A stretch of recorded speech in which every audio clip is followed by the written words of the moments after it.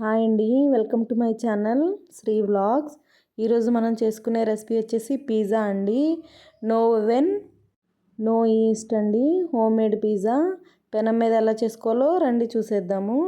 First మనం vegetables తీసుకోవాలండి. నేను వచ్చేసి ఒక చిన్న క్యాప్సికము, కొంచెం స్వీట్ కార్న్, ఒక ఆనియన్, టమాటో తీసుకున్నానండి. పన్నీర్ నా దగ్గర హోమ్ మేడ్ పన్నీర్ ఉందండి, అది కూడా తీసుకున్నాను కొంచెం. మీ ఇష్టం అండి, మీకు అవసరం లేకపోతే మీకు కావాల్సిన వెజిటేబుల్స్ తీసుకొని మిగతా స్కిప్ చేసేయచ్చు. తర్వాత ఒక జార్ తీసుకొని, మిక్సీ జారు, దానిలో ఒక కప్పు మైదా వేయాలండి. ఒక కప్పు మైదాకి 1 టేబుల్ స్పూను బేకింగ్ పౌడర్ వేయాలండి. బేకింగ్ సోడా కాదు, పౌడర్ అండి. 1 టేబుల్ స్పూన్ వేయాలి. తర్వాత 1/2 టేబుల్ స్పూన్ కన్నా కానీ తక్కువ బేకింగ్ సోడా యాడ్ చేసుకోవాలండి.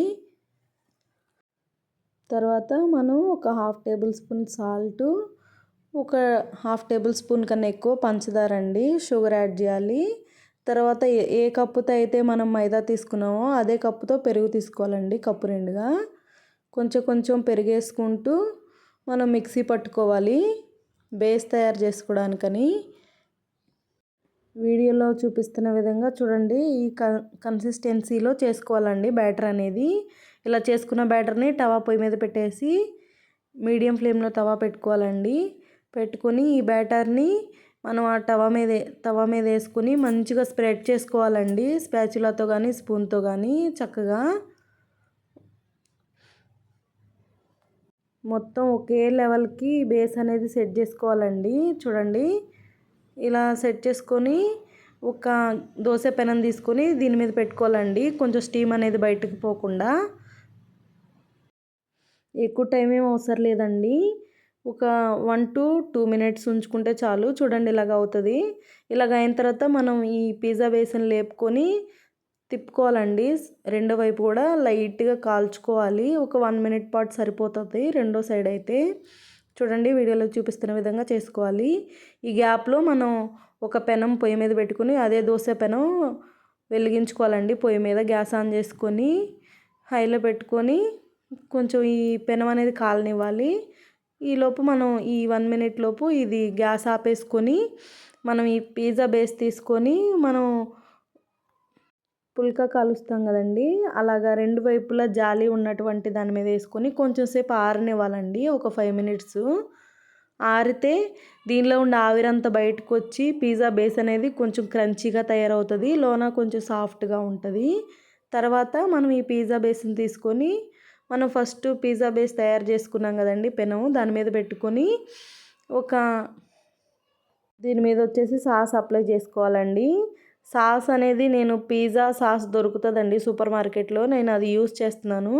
మీ దగ్గర అది కానీ అవైలబుల్గా లేకపోతే టమాటో కెచప్ తీసుకొని దానిలో ఆరిగానో, చిల్లీ ఫ్లేక్స్ యాడ్ చేసుకోవచ్చండి ఇలాగా బేస్ మీద. లేదంటే షెజ్వాన్ సాస్ అయినా మీరు ఇలాగ బేస్ మీద అప్లై చేసుకోవచ్చు, మీ ఆప్షన్ అండి, మీ అవైలబిలిటీని బట్టి చేసుకోవచ్చు. తర్వాత నేను చీజ్ యాడ్ చేస్తున్నానండి. చీజ్ అనేది నా దగ్గర మోజరెల్లా చీజ్ అవైలబుల్గా లేదండి, అందుకని నేను నార్మల్ చీజ్ యాడ్ చేస్తున్నాను. టేస్ట్ అయితే సేమ్ యాజ్ టీజ్ ఉండిద్దండి, ఏం తేడా ఉండదు. కాకపోతే కొంచెం సాగీగా లాగినప్పుడు చీజీగా ఇలాగ రాదండి, అంతేనండి. టేస్ట్ అనేది నార్మల్ పిజ్జా టేస్టే వస్తుంది. ఈ చీజ్ యాడ్ చేయడం వల్ల నాకేం పెద్ద తేడా అయితే ఏమనిపించదండి. తర్వాత నేను ముందుగా కట్ చేసి పెట్టుకున్నటువంటి వెజిటేబుల్స్ అన్నీ యాడ్ చేసానండి. యాడ్ చేసి దాని మీద లైట్గా సాల్టు, చిల్లీ ఫ్లేక్స్, ఆరిగానో లైట్గా స్ప్రింకిల్ చేశానండి పైన. పిజ్జా మీద వచ్చేసి నేను వెజిటేబుల్స్ అనేది ఎక్కువ వేసుకున్నానండి, యాడ్ చేసుకున్నాను. ఎందుకంటే మా పిల్లలకి ఇష్టము ఎక్కువ వెజిటేబుల్స్ ఉంటే, అందుకని నేను ఎక్కువగా యాడ్ చేసుకున్నాను. మీకు తక్కువ కావాలంటే మీరు తక్కువైనా యాడ్ చేసుకోవచ్చండి, అది మీ ఆప్షను. ఇలా యాడ్ చేసుకున్న తర్వాత గ్యాస్ ఆన్ చేసేసి గ్యాస్ సిమ్లో పెట్టుకోవాలండి. సిమ్లో పెట్టుకొని మనం ముందు ఇక్కడ దోశ పెనం వేడి చేసుకుంటున్నాం కదా, ఈ గ్యాప్లో ఇది బాగా హీట్ అవుతుంది ఈ పెనం అనేది. ఈ పెనం తీసుకొచ్చి ఈ తవా మీద పెట్టేసేయాలండి. చూడండి, వీడియోలో చూపిస్తున్నాం కదా, ఈ విధంగా పైన పెట్టేసేయాలి. పైన పెట్టేస్తే పైన ఈ దోశ పెనం హీట్కి పైన వెజిటేబుల్స్ కుక్ అవుతాయి. మళ్ళీ మనం కింద సిమ్లో పెట్టుకుంటాం కాబట్టి కింద నుంచి కుక్ అవుతుంది, 2 సైడ్స్ కుక్ అవుతుంది.